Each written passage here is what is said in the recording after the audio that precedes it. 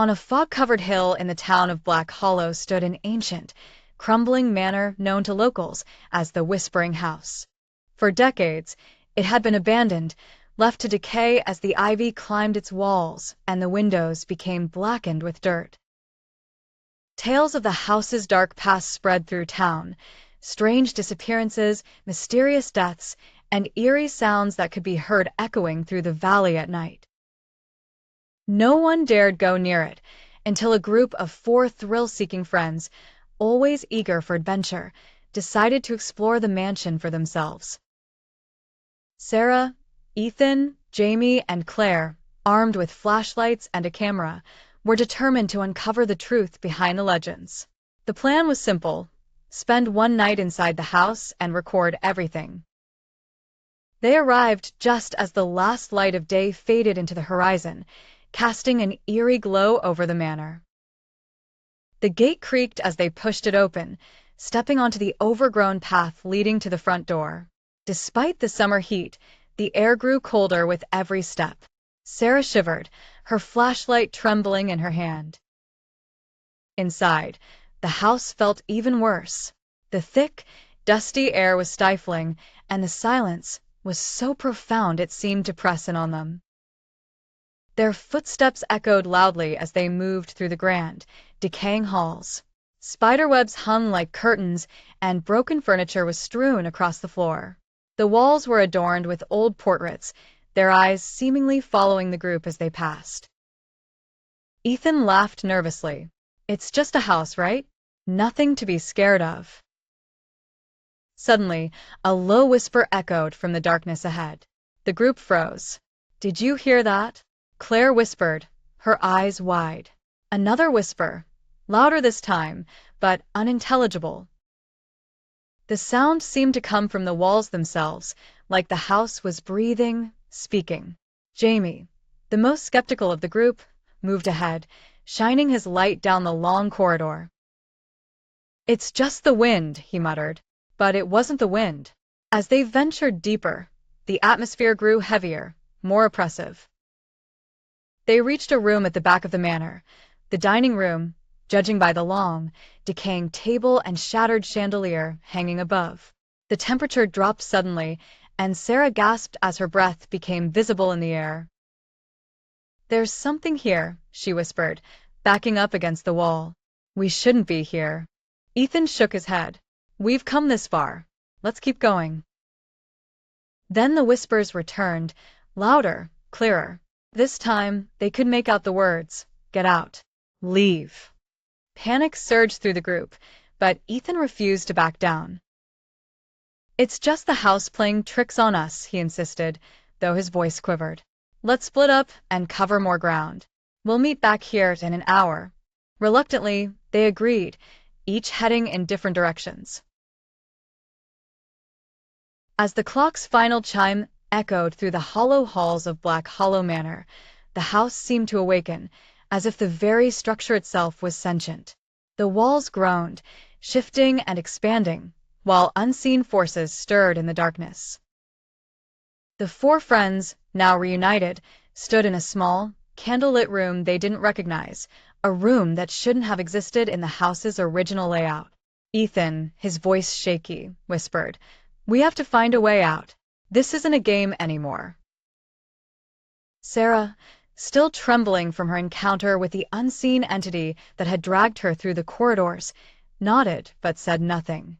Her wide eyes darted around the room, as if expecting the shadows themselves to lunge at her again.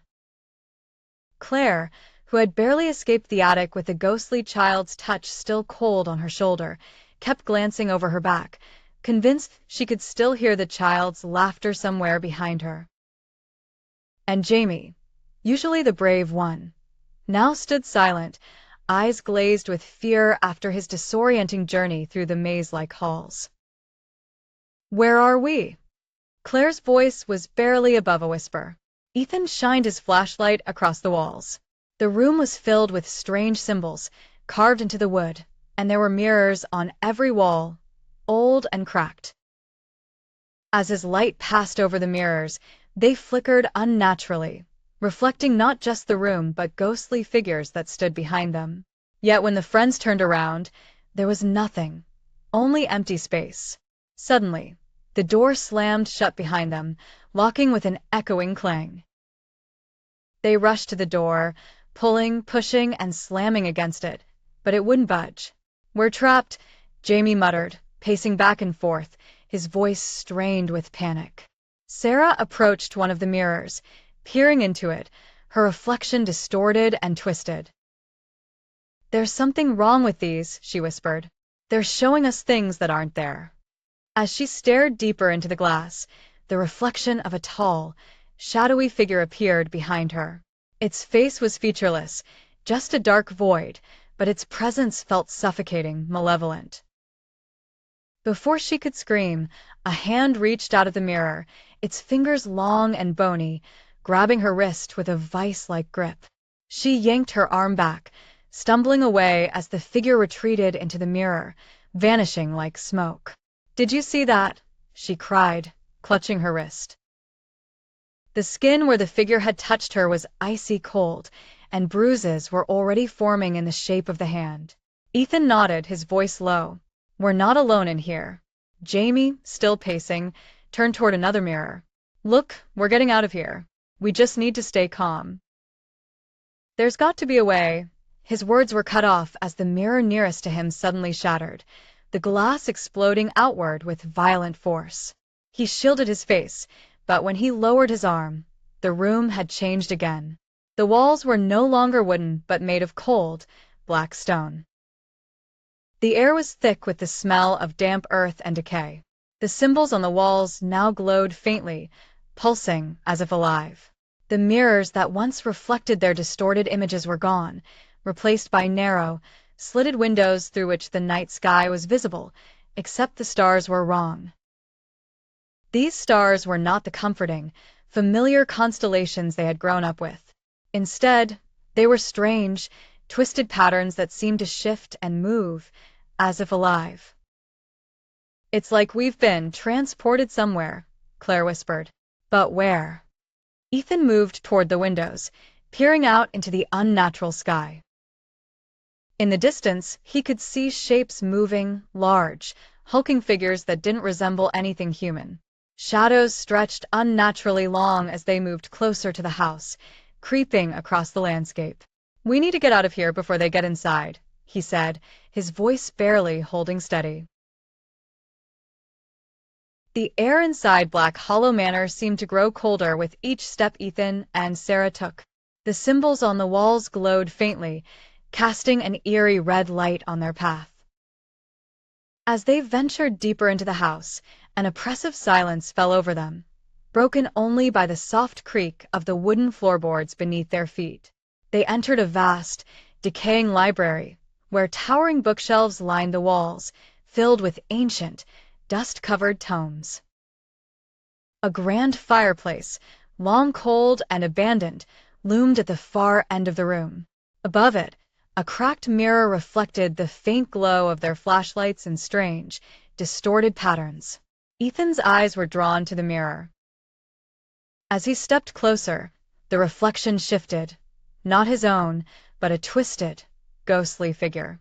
It was Jamie, but not as they had seen him before. His face was pale, hollowed, and his eyes seemed to burn with unnatural fury. He reached out, pressing a hand against the glass from the other side. "Ethan," Jamie's voice echoed, soft and menacing, as if carried by the wind. "You shouldn't be here. She'll find you." The mirror shattered, sending shards flying. Sarah screamed, pulling Ethan back just in time. Blood dripped from a small cut on his cheek, but his eyes were locked on the mirror's fragments now scattered across the floor. Each shard reflected something different: faces, shadows, symbols. "We need to get out of here," Sarah whispered, her voice trembling. Ethan nodded, but something inside him resisted. The house wasn't just trying to scare them, it was playing with their minds. Every room, every whisper, felt like it was designed to pull them deeper into its web. But he couldn't leave, not without answers. Suddenly, a loud bang echoed through the manor. The sound of a door slamming shut somewhere far behind them. Panic set in as they rushed to find the exit, their footsteps quick and erratic. But no matter where they turned, the house seemed to shift. Doors that were once open now led to different rooms, hallways twisted upon themselves, and the oppressive sense of something watching grew stronger. In a frantic search for escape, they stumbled upon the basement door. Unlike the others, it felt wrong. Cold air seeped from the cracks, and the faint hum of voices echoed from below. "We have no choice," Ethan muttered. As they descended into the basement, the temperature dropped drastically, and the smell of damp earth and decay filled their lungs. The stairs creaked underfoot as if they were warning them to turn back, but it was too late. The basement was a labyrinth of dark corridors and low ceilings, with barely enough light to see a few steps ahead. At the end of one of these corridors, they found it, the source of the hauntings, the ritual site that had bound the spirits to Black Hollow Manor. A large, circular room with walls covered in those same glowing symbols. In the center, a massive stone altar stood, with remnants of a dark ritual. Burned candles, strange artifacts, and a large, ancient book lay open. Its pages filled with inscriptions in a language neither Ethan nor Sarah could understand. But the room wasn't empty. Claire stood by the altar, her back turned to them. The air was thick with tension, as though reality itself had become fragile. Sarah gasped, realizing the truth. "She never left," Sarah whispered.